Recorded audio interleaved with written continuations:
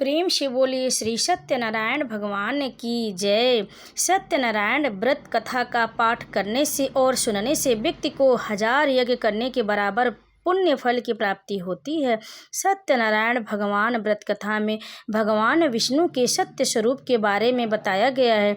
जो भी व्रत का पाठ करता है उसके घर में सुख समृद्धि का वास होता है और भगवान विष्णु की कृपा सदैव बनी रहती। उसके घर में धन धान की कमी कभी नहीं होती, उसकी समस्त मनोकामना पूर्ण होती है।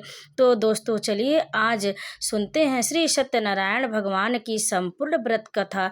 तो एक बार प्रेम से बोलिए श्री सत्यनारायण भगवान की जय।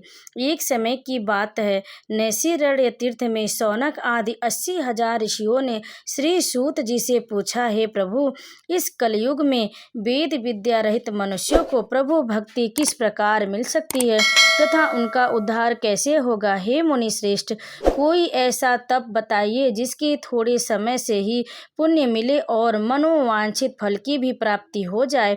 इस प्रकार की कथा सुनने की हम इच्छा रखते हैं।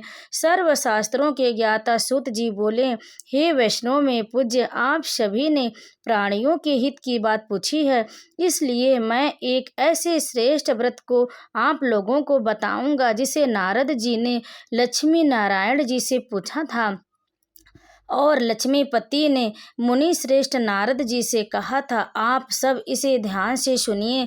एक समय की बात है, योगी राज नारद जी दूसरों के हित की इच्छा लिए अनेकों लोकों में घूमते हुए मृत्यु लोक में आ पहुँचे। यहाँ उन्होंने अनेक योनियों में जन्मे प्राय सभी मनुष्यों को अपने कर्मों द्वारा अनेकों दुखों से पीड़ित देखा। उनका दुख देख नारद जी सोचने लगे कि कैसा यत्न किया जाए जिसके करने से निश्चित रूप से मानव के दुखों का अंत हो जाए। इसी विचार पर मनन करते हुए वह विष्णु लोक में गए। वहां वह देवताओं के ईश नारायण की स्तुति करने लगे, जिनके हाथों में शंख चक्र गदा और पद्म थे, गले में वरमाला पहने हुए थे। स्तुति करते हुए नारद जी बोले, हे भगवान, आप अत्यंत शक्ति से संपन्न हैं, मन तथा वाणी भी आपको नहीं पा सकती। आपका यदि आदि मध्य तथा अंत नहीं है। निर्गुण स्वरूप सृष्टि के कारण भक्तों के दुखों को दूर करने वाले हैं। आपको मेरा नमस्कार है। नारद जी की स्तुति सुन विष्णु भगवान बोले, हे मुनि श्रेष्ठ, आपके मन में क्या बात है? आप किस काम के लिए पधारे हैं, उसे निसंकोच कहें। इस पर नारद मुनि बोले कि मृत्यु लोक में अनेक योनियों में जन्मे मनुष्य अपने कर्मों के द्वारा अनेकों दुख से दुखी हो रहे हैं। हे नाथ, आप मुझ पर दया करते हैं तो बताइए कि वो मनुष्य थोड़े प्रयास से ही अपने दुखों से कैसे छुटकारा पा सकते हैं। श्री हरि बोले, हे नारद, मनुष्यों की भलाई के लिए तुमने बहुत अच्छी बात पूछी है, जिसके करने से मनुष्य मोह से छूट जाता। वह बात मैं तुमसे कहता हूँ, उसे सुनो। स्वर्ग लोक व मृत्यु लोक दोनों में एक दुर्लभ उत्तम व्रत है जो पुण्य देने वाला है। आज प्रेमवश होकर मैं उसे तुमसे कहता हूँ।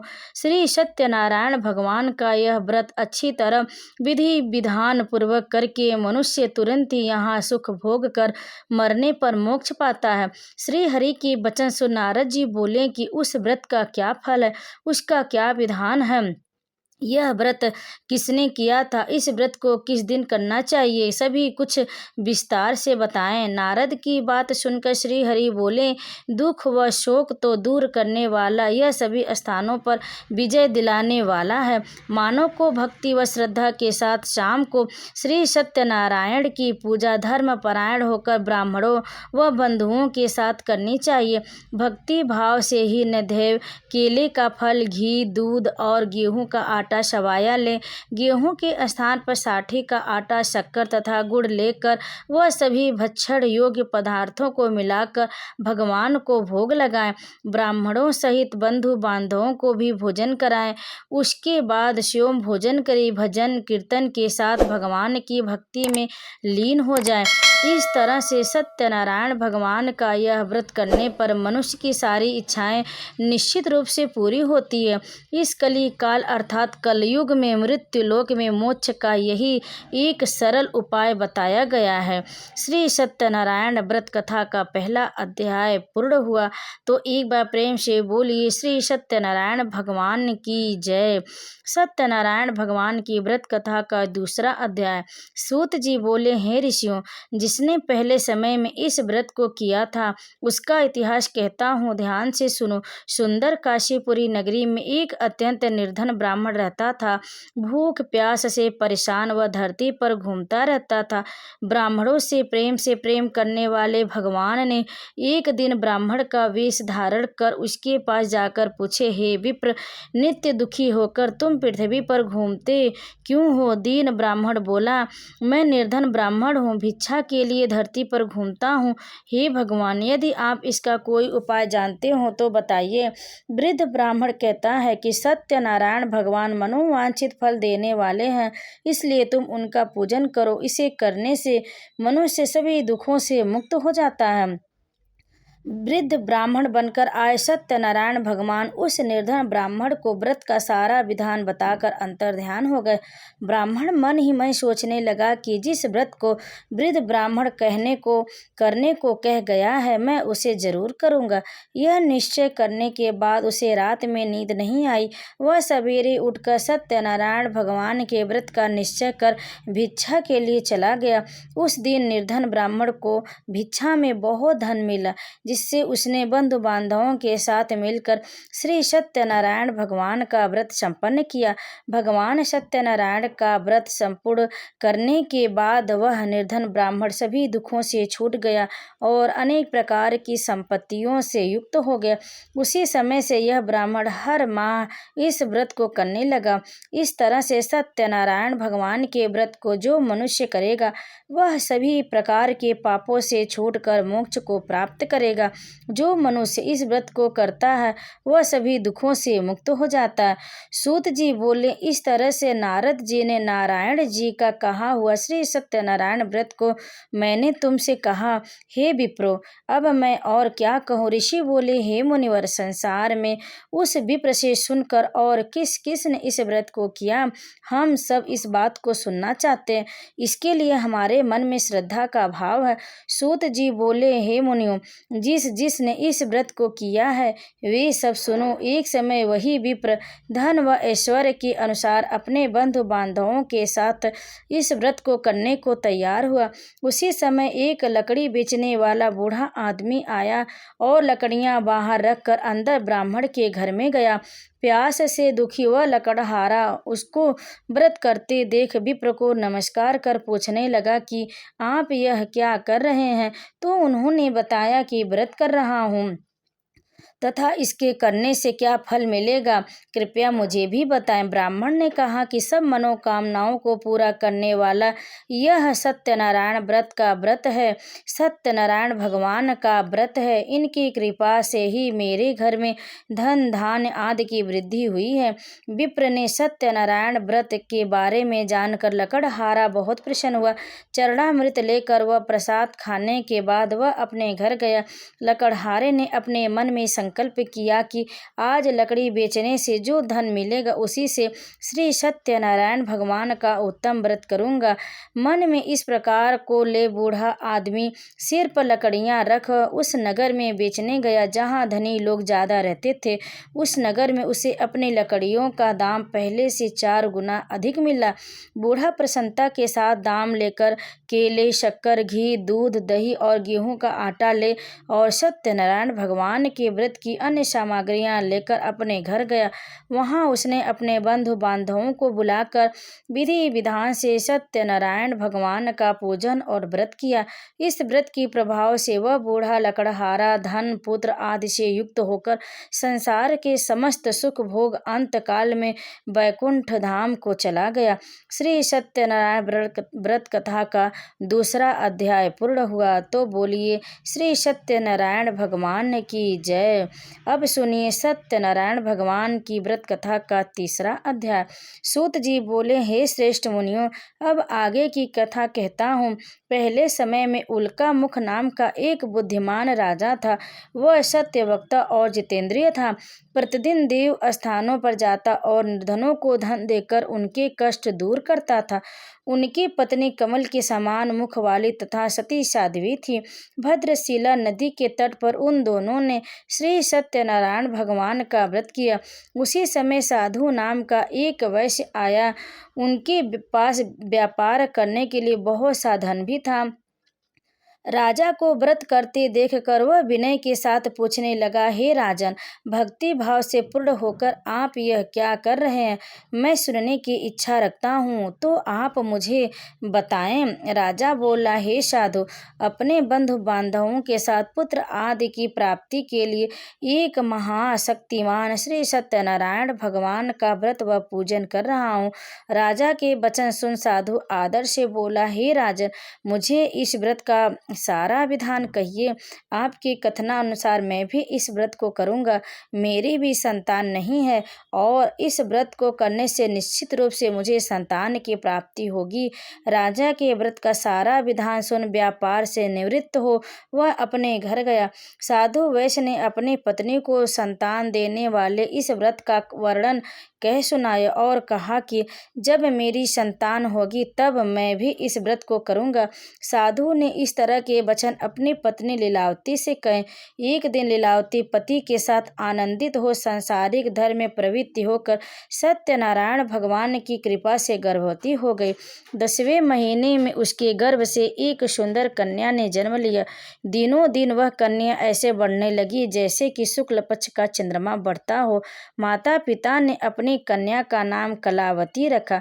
एक दिन लीलावती ने मीठे शब्दों में अपने पति को याद दिलाया कि आपने सत्यनारायण भगवान के जिस व्रत को करने का संकल्प किया था उसे करने का समय आ गया है।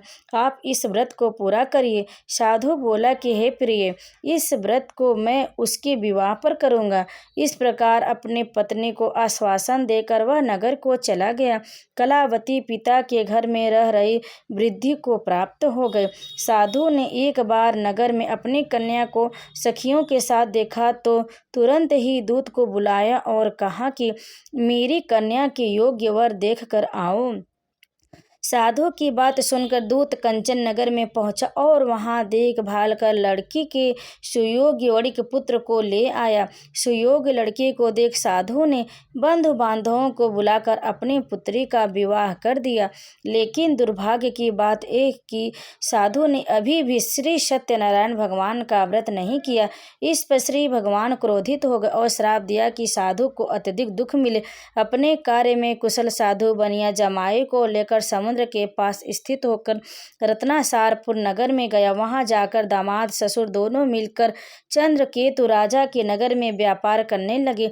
एक दिन सत्यनारायण भगवान की माया से एक चोर राजा का धन चुरा कर भाग रहा था।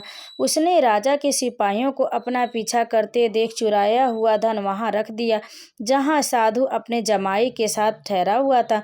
राजा ने सिपाहियों ने साधु वैश्य के पास राजा का धन पड़ा देखा तो वह ससुर जमाई दोनों को बांधकर प्रसन्नता के साथ राजा के पास ले गए और कहा कि इन दोनों चोरों को हम पकड़ लाएं। आप आगे की कार्यवाही की आज्ञा दें। राजा की आज्ञा से उन दोनों को कठिन कारागार में डाल दिया गया और उनका सारा धन भी उनसे छीन लिया गया। श्री सत्यनारायण भगवान के श्राप से साधु की पत्नी भी बहुत दुखी हुई। घर में जो धन रखा था उसे चोर चुरा ले गए। शारीरिक तथा मानसिक पीड़ा व भूख प्यास से अति दुखी हो अन्न की चिंता में कलावती के ब्राह्मण के घर गई। वहां उसने श्री सत्यनारायण भगवान का व्रत होते देखा। फिर कथा भी सुनी। वह प्रसाद ग्रहण कर वह रात को घर वापिस आई। माता की कलावती से पूछा कि हे पुत्री, अब तुम कहाँ गई थी? तेरे मन में क्या है? कलावती ने अपनी माता से कहा, हे माता, मैंने एक ब्राह्मण के घर में श्री सत्यनारायण भगवान का व्रत होते देखा है। कन्या के वचन सुन लीलावती भगवान के पूजन की तैयारी करने लगी। लीलावती ने परिवार व बंधुओं सहित सत्यनारायण भगवान का पूजन किया और उनसे वर मांगा कि मेरे पति तथा जमाई शीघ्र घर आ जाए। साथ यह भी प्रार्थना की कि हम सबका अपराध क्षमा करें। श्री सत्यनारायण भगवान इस व्रत से संतुष्ट हो गए और राजा चंद्रकेतु को सपने में दर्शन दे कहा, हे राजन, तुम उन दोनों वैश्यों को छोड़ दो और तुमने उनका जो धन लिया है उसे वापस कर दो। अगर ऐसा नहीं किया तो मैं तुम्हारा धन, राज्य व संतान सभी को नष्ट कर दूंगा। राजा को यह सब कहकर वह अंतर्ध्यान हो गए। प्रातःकाल सभा में राजा ने अपना सपना सुनाया। फिर बोले कि वणिक पुत्रों को कैद से मुक्त कर सभा में लाओ। दोनों ने आते ही राजा को प्रणाम किया। राजा मीठी बाड़ी में बोला, हे महानुभावों, भाग्यवश ऐसा कठिन दुख तुम्हें प्राप्त हुआ है, लेकिन अब तुम्हें कोई भय नहीं है। ऐसा कह राजा ने उन दोनों को नए वस्त्र आभूषण भी पहनाए और जितना धन उनका लिया था उससे 2 गुना धन वापस कर दिया। दोनों वैसे अपने घर को चल दिए। श्री सत्यनारायण व्रत कथा का 3रा अध्याय संपूर्ण हुआ। तो प्रेम से बोले श्री सत्यनारायण भगवान की जय। अब सुनिए सत्यनारायण भगवान की व्रत कथा का 4था अध्याय। सूत जी बोले, वैश्य ने मंगलाचार कर अपनी यात्रा आरंभ की और अपने नगर की ओर चल दिए। उनके थोड़ी दूर जाने पर एक दंडी वेशधारी श्री सत्यनारायण ने उनसे पूछा, हे साधु, तेरी नाव में क्या है? अभिवाड़ी बड़िक हंसता हुआ बोला, हे दंडी, आप क्यों पूछते हो? क्या धन लेने की इच्छा है? मेरी नाव में तो बेल व पत्ते भरे हुए हैं। वैश्य के कठोर वचन सुन भगवान बोले, तुम्हारा वचन सत्य हो। दंडी ऐसे वचन कर वहां से दूर चले गए। कुछ दूर जाकर समुद्र के किनारे बैठ गए। दंडी के जाने के बाद साधु वैश्य ने नित्य क्रिया के पश्चात नाव को ऊंची उठते देख अचंभा माना और नाव में बेल पत्ते आदि देख वहीं मूर्छित हो जमीन पर गिर पड़ा। मूर्छा खुलने पर वह अत्यंत शोक में डूब गया। तब उसका दामाद बोला कि आप शोक न मनाएं, यह दंडी का श्राप है, इसलिए हमें उनकी शरण में जाना चाहिए, तभी हमारी मनोकामना पूरी होगी। दामाद की बात सुनकर वह दंडी के पास पहुंचा और अत्यंत भक्ति भाव नमस्कार करके बोला, मैंने आपसे जो जो असत्य वचन कहे थे उनके लिए मुझे क्षमा करें। ऐसा कहकर महान शोकातुर हो रोने लगा। तब दंडी भगवान बोले, हे वणिक पुत्र, मेरी आज्ञा से तुम्हें बार बार दुख प्राप्त हुआ, तो मेरी पूजा से विमुख हुआ। साधु बोला, हे भगवान, आपकी माया से ब्रह्मा आदि देवता भी आपके रूप को नहीं जानते, तब हम अज्ञानी कैसे जान सकते हैं? आप प्रसन्न होइए। अब मैं आपके सामर्थ्य के अनुसार आपकी पूजा करूंगा। मेरी रक्षा करें और पहले के समान नौका में धन भर दे। साधु वैश्य की भक्तिपूर्वक वचन सुन भगवान प्रसन्न हो गए और उसकी इच्छा अनुसार वरदान देकर अंतर्ध्यान हो गए। ससुर जमाई जब नाव पर आए तो नाव धन से भरी हुई थी। फिर वही अपने अन्य साथियों के साथ सत्यनारायण भगवान का पूजन कर अपने नगर को चल दिए। जब नगर के नज़दीक पहुँचे तो दूत को घर पर खबर करने के लिए भेज दिया। दूत साधु की पत्नी को प्रणाम कर कहता है कि मालिक अपने दामाद सहित नगर के निकट आ गए हैं। दूत की बात सुन साधु की पत्नी लीलावती ने बड़े हर्ष के साथ सत्यनारायण भगवान का पूजन कर अपनी पुत्री कलावती से कहा कि मैं अपने पति के दर्शन को जाती हूँ, तू कार्य पूर्ण कर शीघ्र आ जा। माता के ऐसे वचन सुन कलावती जल्दी से प्रसाद छोड़ अपने पति के पास चली गई। प्रसाद की अवज्ञा के कारण श्री सत्यनारायण भगवान रुष्ट हो गए और नाव सहित उसके पति को पानी में डुबो दिया। कलावती अपने पति को वहां ना पाकर रोती हुई जमीन पर गिर गई। नौका को डूबा हुआ देख वह कन्या को रोता देख साधु दुखी होकर बोला, हे प्रभु, मुझसे तथा मेरे परिवार से जो भूल हुई उसे क्षमा करें। साधु के दीन वचन सुनकर श्री सत्यनारायण भगवान प्रसन्न हो गए और आकाशवाणी हुई, हे साधु, तेरी कन्या मेरे प्रसाद को छोड़कर आई है, इसलिए उसका पति अदृश्य हो गया। यदि वह घर जाकर प्रसाद खाकर लौटती है तो इससे उसका पति अवश्य मिलेगा। ऐसी आकाशवाणी सुन कलावती घर पहुंचकर प्रसाद खाती है और फिर आकर अपने पति के दर्शन करती। इसके बाद साधु अपने बंधु बांधवों से श्री सत्यनारायण भगवान का विधि विधान से पूजन करता है। इस लोक का सुख भोग वह अंत में स्वर्ग जाता है। तो एक बार प्रेम से बोले श्री सत्यनारायण भगवान की जय। श्री सत्यनारायण भगवान की व्रत कथा का चौथा अध्याय पूर्ण हुआ। अब सुनिए सत्यनारायण भगवान की व्रत कथा का 5वां अध्याय। सूत जी बोले, हे ऋषियों, मैं और भी एक कथा सुनाता हूँ, उसे भी आप लोग ध्यान पूर्वक सुने। प्रजा पालन में लीन तुंगध्वज नाम का एक राजा था। उसने भी भगवान का प्रसाद त्याग कर बहुत ही दुखसान किया।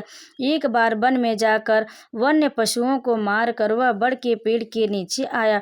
वहां उसने ग्वालों को भक्ति भाव से अपने बंधुओं सहित सत्यनारायण भगवान का पूजन करते देखा। अभिमानवश राजा ने उन्हें देखकर ही पूजा स्थान में नहीं गया और ना ही उसने भगवान को नमस्कार किया। ग्वालों ने राजा को प्रसाद दिया, लेकिन उसने वह प्रसाद नहीं खाया और प्रसाद को वहीं छोड़कर अपने नगर को चला गया। जब वह नगर में पहुंचा तो वहां सब कुछ तहस नहस हुआ पाया, तो वह शीघ्र ही समझ गया कि यह सब भगवान ने ही किया। वह दोबारा ग्वालों के पास पहुंचा और विधि पूर्वक पूजा करके प्रसाद खाया तो श्री सत्यनारायण भगवान की कृपा से सब कुछ पहले जैसा हो गया।